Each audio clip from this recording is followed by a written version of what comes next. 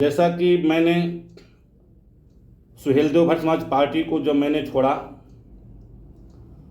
तो जिस वक्त ये सन 2017 में जब भारतीय जनता पार्टी से इस्तीफा देकर के आए थे तो इनकी विचारधारा दलित पिछड़े अल्पसंख्यक के प्रति निष्ठा के साथ कारवां को आगे बढ़ा रहे थे और घूम घूम के कहते थे कि हमने बाबा साहब अम्बेडकर की तर्ज पर हमने सदन में अपने पद को लात मार के वापस आया। साथियों,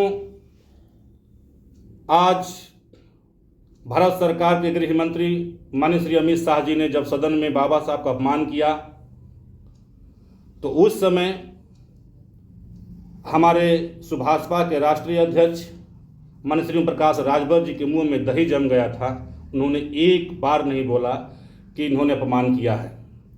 साथ ही साथ आज इन्होंने जब पार्टी को आगे बढ़ाने के लिए कारवां चल रहा था, पहले ये दलित पिछड़ों की पार्टी थी, लेकिन आज की डेट में यह पार्टी अगड़ों की पार्टी बनकर रह गई है, फॉरवर्डों की पार्टी बनकर रह गई है।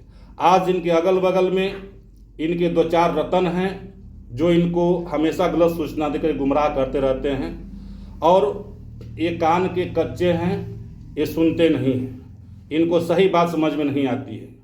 और आज इन्होंने तमाम जितना भी ये मुद्दा की बात किए थे, इन्होंने बिजली की बिल की बात किए थे, आरक्षण की बात किए थे, उसके बाद इन्होंने राजभर समाज को SC/ST मिलाने की बात किए थे।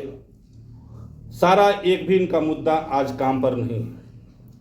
आज की डेट में इन्होंने जो बिजली की बिल की बात करते थे, हम लोग गांव में जा करके जो समझाते थे, आज हमसे गांव की माताएं बहनें पूछती हैं कि नेताजी आप लोग कहते थे कि जब हम सत्ता में जाएंगे तो बिजली बिल का समस्या का समाधान हो जाएगा। आप लोग को मैं अवगत कराना चाहता हूं कि आप लोग पत्रकार बंधु हैं, गांव में जाइए और गांव में जाने के बाद चुपके से उन गरीब माताओं बहनों से पूछिए कि बिजली की बिल की समस्या क्या है। आज सबसे ज़्यादा यदि तार काटा जा रहा है तो सबसे ज़्यादा दलित बस्ती में, राजभर बस्ती में तार काटा जा रहा है साथियों, और उस पर कोई भी कार्रवाई एक दिन भी सदन में नहीं बोले, इनके मुंह में दही जम जाती है। कानून से कुछ होने वाला नहीं है। ये सुभाषपा में इन्होंने जो पद तो देते हैं लेकिन पद को पावर नहीं देते हैं, और इन्होंने जो भी है एक इनके दो चार इनके जो रतन हैं उसी का सीमित हो जाती है। ये पद तो देते हैं दलितों पिछड़ों को लेकिन पावर नहीं देते हैं। वो पावर जो है परिवार तक सीमित रह जाता है। और इनसे फ़ोन किया जाए किसी इमरजेंसी कॉल में, इनका फ़ोन उठता नहीं है। मैंने कई बार फ़ोन किया कई मुद्दों को लेकर, इनका फ़ोन उठा नहीं। और इन्होंने लोकतंत्र के हम गुलाम हो सकते हैं, लेकिन मैं जितेंद्र भारती बाबा साहब अम्बेडकर का वंशज, हम किसी पार्टी गुलाम नहीं हो सकते हैं। इस कड़ी में मैंने इस पार्टी को छोड़ने का फैसला लिया साथियों, और लगातार हमने बहुत प्रयास किया, बहुत समझाने का प्रयास किया, बहुत हमने कोशिश किया कि जो लड़ाई जो हमारे 85 बनाम 15 की है उस पर आधारित होना चाहिए। लेकिन साथियों, कुछ इनके जो नौरतन हैं इनके बगल में बैठ करके इनको मनवादी व्यवस्था से घिर चुके हैं, पूंजवादी व्यवस्था से घिर चुके हैं। इनके हर जिले में दो चार लोग ऐसे हैं कि जो इनको हमेशा गुमराह करते हैं और किसी की बात सुनते नहीं हैं। यदि इनको कोई बात कह दिया जाता है तो कहते हैं कि हमको समझाओगे, हम 40 साल से राजनीति करते हैं। मैं कहता हूँ कि जब पिता और पुत्र एक समान हो जाते हैं तो कभी कभी पुत्र की भी बात मानना चाहिए कि सही है कि गलत है। अगला पॉइंट साथियों, कि जब दलितों पर अत्याचार, आज भाजपा सरकार में सबसे ज़्यादा दलितों पर अत्याचार हो रहा है। पूरे भारत में मैं सर्वे उठा के देख लीजिए, सबसे ज़्यादा भारतीय जनता पार्टी की सरकार में, एनडीए की सरकार में सबसे ज़्यादा दलित पर अत्याचार हुआ यही लखनऊ की धरती पर। जब पुलिस कस्टडी में जब दलित को पीट पीट करके मार दिया जाता है, वहाँ पे माननीय योगी जी को समय नहीं मिलता है, और वहीं पे जब एक मिश्रा जी को जब वहाँ जब मारते हैं तो उनको 50 लाख रुपया और उनको नौकरी दी जाती है। साथियों, इनके मुंह में दही जम गए हमारे राष्ट्रीय अध्यक्ष महोदय के कि उन्होंने एक बार एक सब सदन नहीं बोले कि मान्यवर महोदय मुख्यमंत्री जी, आज दलित पर अत्याचार हो रहा है, यदि किसी, वो भी तो एक मानव है, यदि उनको 50 लाख रुपया दिया जा सकता है, उनको नौकरी दिया जा सकता है, तो दलित को भी परिवार में नौकरी और वहाँ पैसा देना चाहिए। साथियों, मैं आपको बता दूं कि इनके जितने मुद्दे हैं आज अपने मुद्दे से भटक चुके हैं। आज सिर्फ इनके साथ एक छलावा है। और मैं बता दूं, खासकर इस पार्टी में एक जाति विशेष राजभर समाज के लोग के साथ ये छलावा कर रहे हैं। और दर्द मुझको नहीं है, आप लोग चुपके से गांव में जाइए, सर्वे करिए। आज पार्टी में अधिक से अधिक लोगों को बहुत दर्द है। आज नहीं तो कल बड़े लेवल पर इस्तीफा जारी होगा साथियों। एक नहीं, कई सैकड़ों इस्तीफा जारी होगा। बहुत हमारे जैसे युवा लोग, अपना समय हमने दिया, हमने पार्टी में अपना समय दिया, अपना जितना सपरा हमको, जितना मेरे क्षमता थी, अपने क्षमता से अधिक हमने सहयोग के साथ रात दिन चला। लेकिन आज ये दलित पिछड़ों की बात करते हैं, भागीदारी हिस्सेदारी की बात करते हैं। आज आजमगढ़ मंडल की मैं बात करता हूँ, बलिया से रुद्र प्रताप सिंह जी प्रतिनिधि बने हुए हैं, मऊ से फागू सिंह बने हुए हैं, आजमगढ़ से सुनील सिंह बने हुए हैं, गोरखपुर से वो जितेंद्र सिंह बने हुए हैं। आज मैं सर्वे करा दें, मेरे बातों का जवाब दे दें कि 75 प्रतिनिधि बनाए हैं। 75 प्रतिनिधि में कितने दलित को बनाए हैं, कितने पिछड़ों को बनाए हैं साथियों। तो जो ये इनकी जो कथनी और करनी में बहुत अंतर है। अभी जब इसी घोसी लोकसभा सीट में जब ये चुनाव लड़ रहे थे, यहाँ पे जो चुनाव लड़ रहे थे, तो इनके नौरतन समझाने वाले पता नहीं कैसे समझाते हैं कि ये महिला अधिकार की बात करते हैं, ये महिला आरक्षण की बात करते हैं, कि बात करते हैं। सब सन 2017 में जब इनको 17 सीट मिला था, उसमें से कितने महिलाओं को टिकट दिए थे, मेरा सवाल है उनसे। उसके बाद इन्होंने ये कहते हैं कि हमने टिकट देता हूँ चमार समाज को। उस चमार समाज को टिकट देते हैं ये जो पूंजीवादी हो, पेदराम जैसे हो। ये गरीब चमार का शोषण करते हैं, मजबूत को बला के समय से टिकट दे देते हैं। तो जो इनके साथ में जो संघर्ष करेगा, रात दिन चलेगा, लास्ट समय ब्लैकमेल कर देते हैं कि अखिलेश जी बात नहीं माने, कल की डेट में 27 में जब गठबंधन आएगा भाजपा से तो बोलने की योगी जी नहीं माने, फिर लड़ा के बाहरी मंगा के पूंजीवादी व्यवस्था की ताकतों को चुनाव लड़ाएंगे। तो मेरे इनका सुझाव है कि यदि ये अपना उनका निजी विचार है, कुछ भी करें, लेकिन अपने कथनी और करनी में अंतर नहीं करना चाहिए। आज घोसी लोकसभा सीट में जब चुनाव लड़ रहे थे, यही भारतीय जनता पार्टी ने इनको चुनाव हरवा दिया।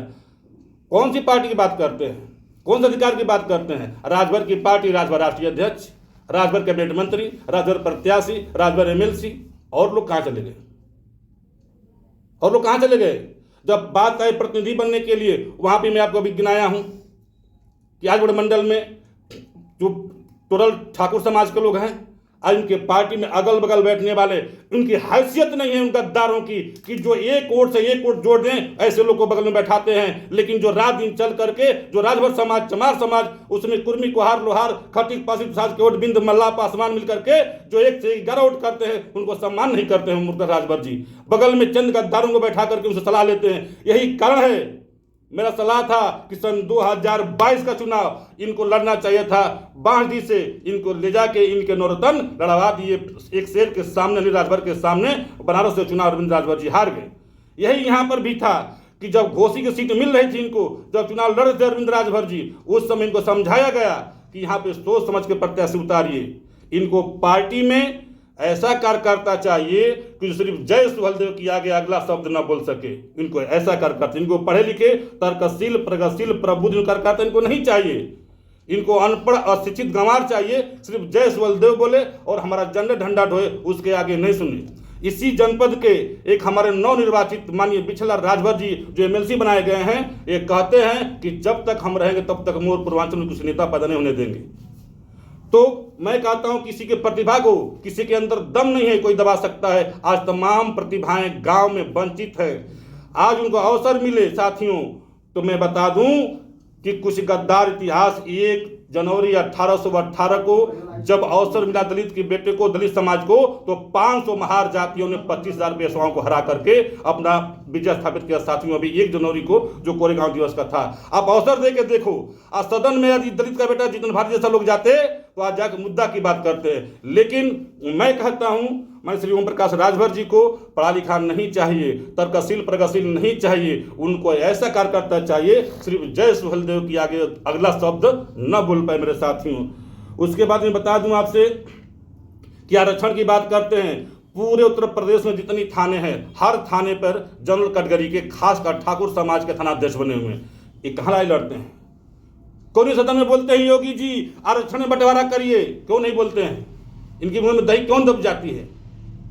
उसके बाद जो इनके नौरतन हैं, मैं आपसे बताया कि उनकी हैसियत नहीं कि एक वोट दिला सके, आज उनके बगल में बैठते हैं। उसके बाद अभी आपके बीच में कुछ दिन पहले घोसी में बहुत ज़बरदस्त कांड हुआ था राजभर समाज और मुस्लिम समाज में। कम से कम इनको एक बार आना चाहिए था। यहाँ के लोकल होने के नाते तमाम लोगों ने हमको आग्रह किया कि भैया बुला दीजिए। हमने बहुत कोशिश किया लेकिन उनको टाइम नहीं मिला।